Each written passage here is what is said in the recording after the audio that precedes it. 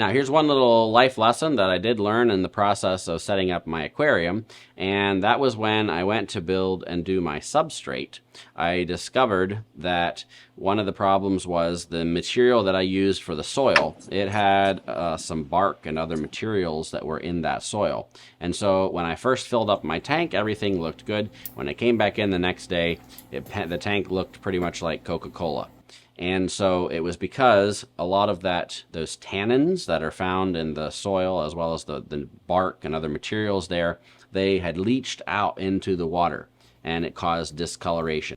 So I discovered it doesn't have that negative of an effect on the aquarium itself. However, one of the things it can do is it can lower your pH a little bit, so you potentially would want to keep an eye on that. But the other thing that it does is it just makes it kind of look nasty, and you've just made your new aquarium, you want it to look as nice as possible. So what I did is I made several subsequent water changes over the next couple days, and actually like almost complete water changes. I still have a little bit of discoloration here that I'm working with, and so every couple of days I do a couple gallon or so water changes so that I can help to eventually get all of these tannins filtered out.